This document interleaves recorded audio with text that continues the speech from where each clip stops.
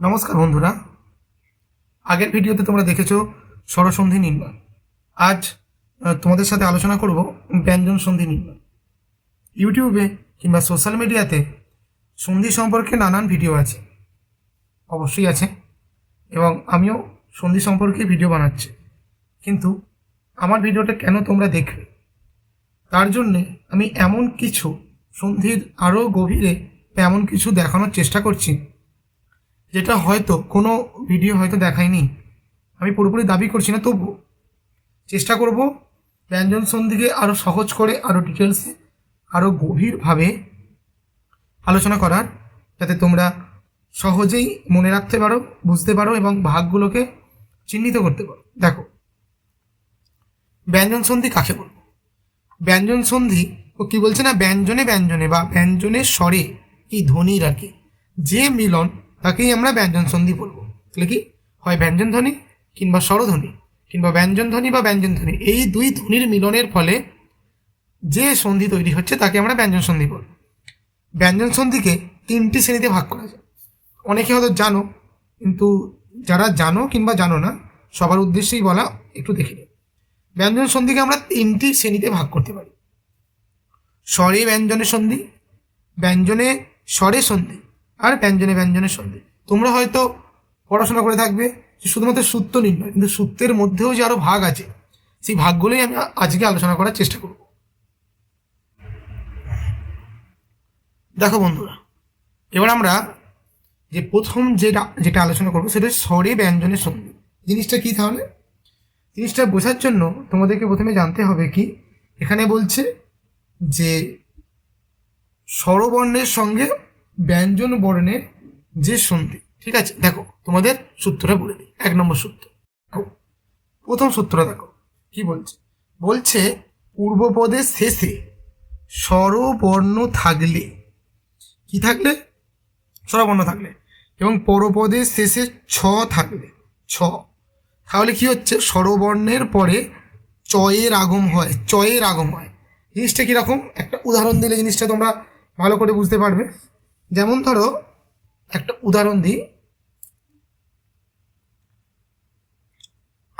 আ যুক্ত ছন্ন। তাহলে আমরা কি দেখবো? আমরা সূত্র দেখবো। দেখো, পূর্বপদের শেষে স্বরবর্ণ, তাহলে একটাই যেহেতু বর্ণ আছে, এটাই পূর্বপদের শেষ স্বরবর্ণ আছে।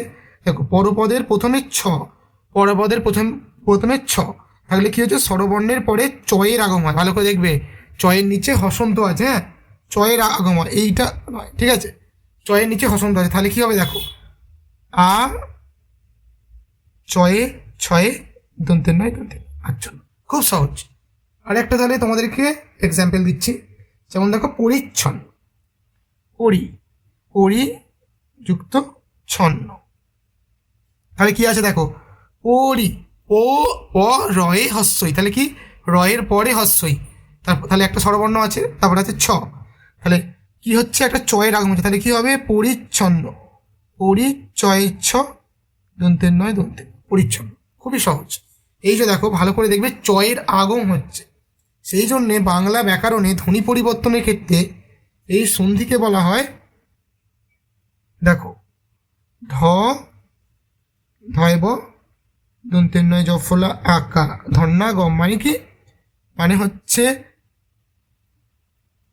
ধ্বনির আগম। ভালো করে লক্ষ্য, তোমরা যারা ধ্বনি পরিবর্তন জানো, ধ্বনি পরিবর্তন সংক্রান্ত কোনো ভিডিও আমার পেজে, মানে আমার ইউটিউবে আপলোড নেই, পরবর্তীকালে আপলোড করব। যারা ধ্বনি পরিবর্তন জানো তো, ধ্বনি আগম, ধ্বনি লোপ, ধ্বনি স্থানান্তর, ধ্বনি রূপান্তর, এই যে সূত্রটা, এই সূত্রটাকে আমরা ধ্বনির আগম বলতে পারি। কি না, ধ্বনির আগম। কেন? দেখো, এখানে চয়ের আগমন ঘটছে, তাই এটাকে আমরা ধ্বনির আগম বলবো। খুবই সহজ সূত্র। তাহলে এই দেখো, তোমরা নতুন কিছু জানলে যে সন্ধি বিচ্ছেদের সাথে সাথে আমরা কিন্তু ধ্বনি পরিবর্তনও এই শব্দগুলির মধ্যে বা এই সূত্রের মধ্যে আমরা লক্ষ্য করছি। ঠিক আছে, চলো এবার আমরা নেক্সট সূত্রটায় যাই। এবার 2 নম্বর সূত্রটা দেখো, ব্যঞ্জন বর্ণের সঙ্গে স্বরবর্ণের সন্ধি। কীরকম বলছে? বর্গের প্রথম বর্ণের পর স্বরবর্ণ থাকলে, তাহলে কি বলছে, বর্গের প্রথম বর্ণের, তাহলে প্রথমে কোন বর্ণ থাকবে? ব্যঞ্জন বর্ণ। বর্গের প্রথম বর্ণের পর স্বরবর্ণ থাকলে প্রথম বর্ণের স্থানে সেই বর্গের তৃতীয় বর্ণ হয়। তাহলে কীরকম জিনিসটা? তোমাদের সুবিধার জন্য আমি একটা আমার মতো করে সুন্দর করে ছক বানিয়েছি, সেটা তোমাদের দেখাচ্ছি। তোমাদের সুবিধার্থে আমি একটা ছক বানিয়েছি। কি বলা হলো না, বর্গের প্রথম বর্ণ, দেখো বর্গের প্রথম বর্ণ দেখো ক চ ট ত প। বর্গের প্রথম বর্ণের পরে পরপদের প্রথমে কোনো স্বরবর্ণ থাকলে, যে কোনো স্বরবর্ণ থাকলে কি হয় না, বর্গের তৃতীয় বর্ণ হয়। তাহলে ক এর পরে বর্গের তৃতীয় বর্ণ কি, ক খ গ। দেখো গ হয়েছে তৃতীয় বর্ণ, দেখো ক খ গ তৃতীয় বর্ণ। চ এর পর চ ছ জ, ট ঠ ড, ত থ দ, প ফ প। দেখো এইগুলো গ জ ড দ ব, এগুলো সব হচ্ছে বর্গের তৃতীয় বর্ণ। তাহলে বর্গের তৃতীয় বর্ণ হয়ে যায় একটা। তাহলে কয়েকটা তাহলে আমি একটু তোমাদেরকে উদাহরণ দিই। যেমন দেখো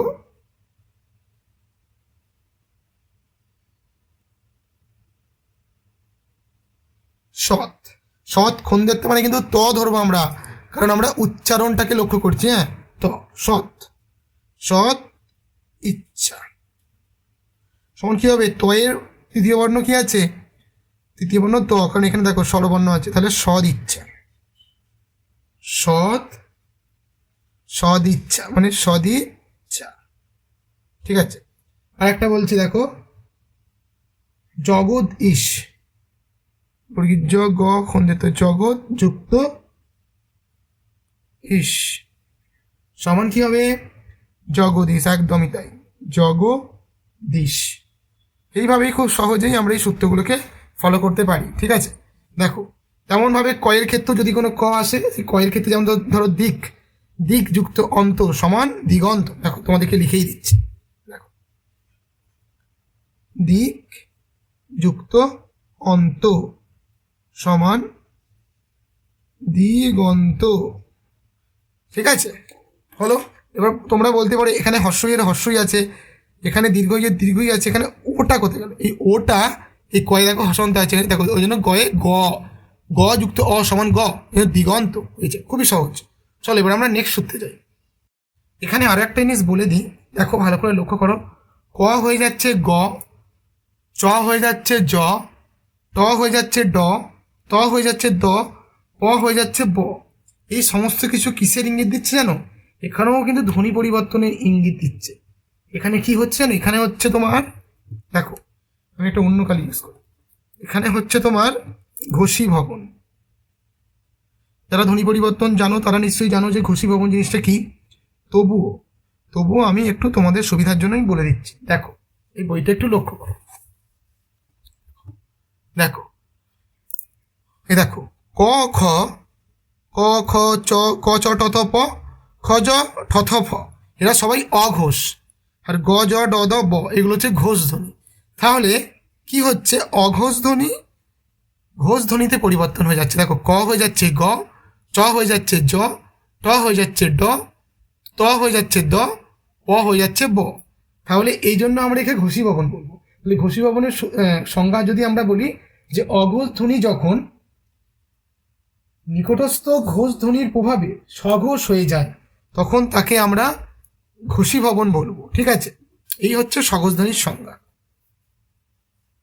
চলো এবার আমরা দ্বিতীয় সূত্র হলে এবার আমরা ব্যঞ্জনে ব্যঞ্জনের সন্ধি এই সূত্রটা নিয়ে আলোচনা করব। ঠিক আছে, দেখো এবার 3 নম্বর সূত্র দেখো কি বলছে। বলছে পূর্বপদের শেষে কি হয়েছে না, পূর্বপদের শেষে যদি ত থাকে, ত বা দ থাকে, দ, আর পরপদে যদি চ বা ছ থাকে, চ বা ছ থাকে, তাহলে কি হবে, এই যে ত দ, এই ত দ সন্ধি হবার সময় বদলে গিয়ে হয়ে যাবে কি না চ। কিরকম দেখো জিনিসটা বলছি, সমান দিয়ে হবে, এর সাথে মিলে ত হয়ে যাবে চ, তাহলে চ আর চয় মিলে হবে চয় চ, কিংবা দ আর চ মিলেও হবে চয় চ, কিংবা ত আর ছ মিলে হবে চয় ছ, আর দ আর ছ মিলে হবে চয় ছ। জিনিসটা কীরকম আমি একটু সুন্দর করে তোমাদেরকে বলে দিচ্ছি। যেমন দেখো ত যুক্ত চ সমান চয় চ। ঠিক আছে।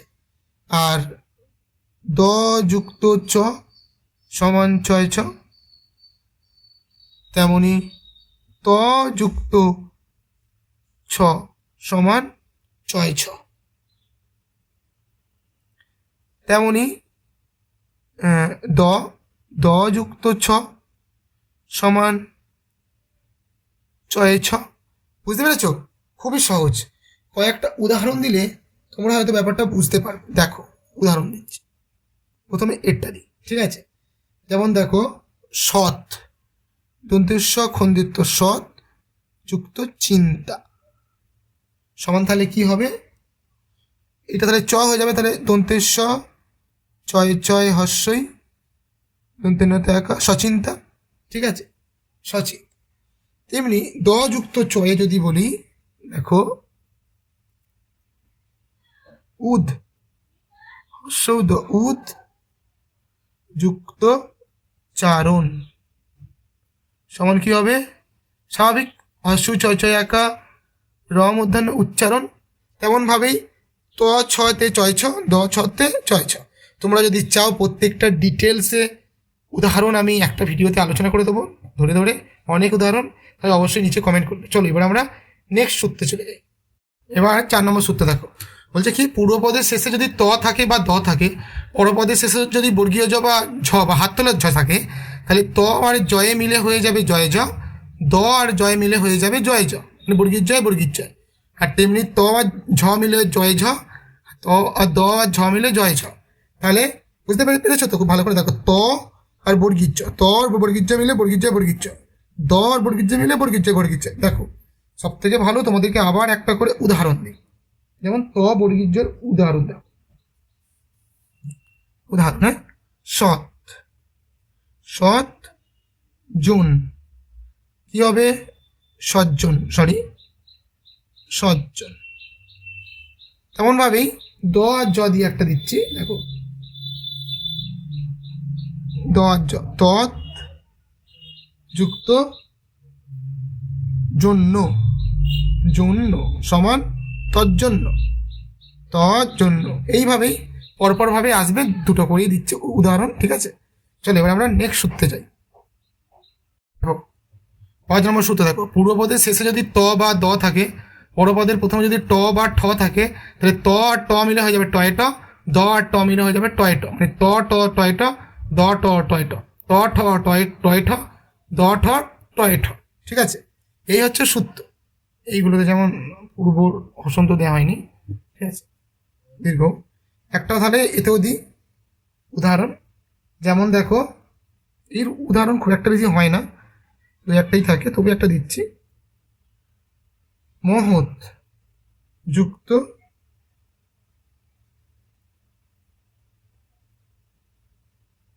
টঙ্কা, টঙ্কার, কি হবে? মহৎ টঙ্কার। কেউ দেখতে পেলে না? দেখো দেখো, মহৎ যুক্ত টঙ্কার সমান মহৎ টঙ্কার, ঠিক আছে। এইভাবেই বাকিগুলো হবে, তবে এর উদাহরণ খুব একটা পাওয়া যায় না, একটা দিলাম। চলো আমরা এবার নেক্সট নিয়মটাই যাই।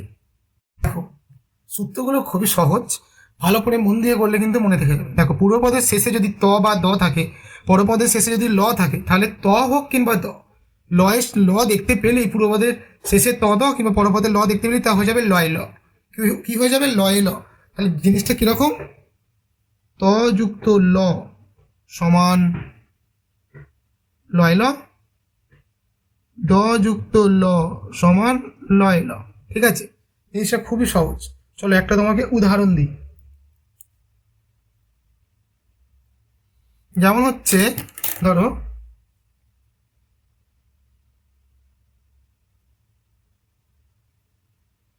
বিদ্যুৎ, বিদ্যুৎ যুক্ত লেখা। দেখো এখানে ত আছে, এখানে ল আছে, তাহলে বিদ্যুৎ, বয় হস্যই তজফল হস্য লয় লয় একা কয়েকা, বিদ্যুৎ লেখা। তেমনি দ ল দিয়ে যদি একটা বলি, দেখো উত যুক্ত লিখিত, লিখিত। এই কথাটা আমরা অনেকেই শুনেছি, মানে হচ্ছে উল্লিখিত। উল্লিখিত, দেখলে বন্ধুরা কত সহজে ঠান্ডা মাথায় করলে কিন্তু এমন সমস্ত সন্ধি কিন্তু করে ফেলা যায়। চলো এবার আমরা 7 নম্বর সূত্রে যাই। 7 নম্বর সূত্রে দেখো, পূর্বপদের শেষে যদি ত বা দ থাকে, পরপদের শেষে যদি তালবস্য থাকে, তাহলে এই দুটোকে নিয়ে কি হবে? চয় ছ। হ্যাঁ, এটা কিন্তু চয় ছ হবে। এটা একটু আলাদা, মনে রাখতে হবে। এইটাই কিন্তু ব্যতিক্রম আছে, যে দুটো আলাদা কিন্তু এখানে এসে আবার অন্য হয়ে যাচ্ছে। তাই ত বা দয়ের সাথে তালবস্য থাকলে চয় ছ। যেমন দেখো, ত যুক্ত তালবস্য সমান চয় ছ, দ যুক্ত তালবস্য সমান চয় ছ। দেখো তোমাদেরকে একটা উদাহরণ দিই, যেমন চলত, হ্যাঁ আচ্ছা, হ্যাঁ চলত, চ ল খন্দেত্ব, চলত যুক্ত শক্তি সমান কি হবে? চল শক্তি, চলত শক্তি। হ্যাঁ, উচ্চারণটা এরকম, চলত শক্তি, চলত শক্তি, ছয় ছ তথে আসছে। ঠিক আছে, কারণ দ তালবস্য দিয়ে যদি একটা দিই উদাহরণ, দেখো উদ, হর্ষদ উদ শ্বাস, তালবস্য বই আঁকা দন্তে শ্বাস, তাহলে দ স হয়ে গিয়ে কি হয়ে যাবে? চয় ছ হয় তো, জানো তো? হর্ষ ছয় ছয়ে বয়ে আঁকা দন্তেশ্ব উচ্ছ্বাস। খুবই সহজ, কিন্তু হ্যাঁ সহজ তখনই হবে যখন এগুলো মনে থাকবে।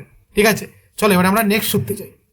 নেক্সট সূত্রটা দেখো, বলছে পূর্বপদের শেষে ত বা দ থাকলে এবং পরপদে হ থাকলে সেখানে ত দয়ের স্থানে দ হয় আর হয়ের স্থানে ধ হয়, দুটো মিলে গিয়ে হয়ে যায় দয়ে ধ।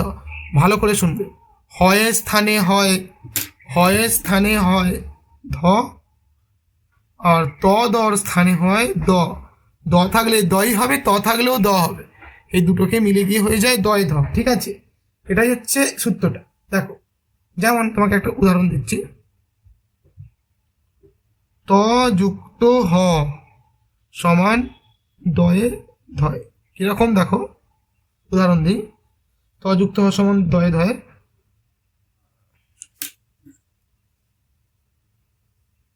মহৎ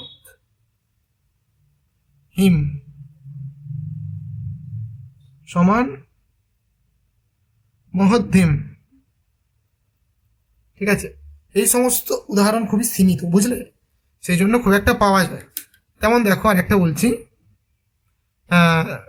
দ, দ যুক্ত হ সমানও কিন্তু এই দই থাকবে, দয়ে ধয়ে, হ্যাঁ হসন্তগুলো দেওয়া হয়।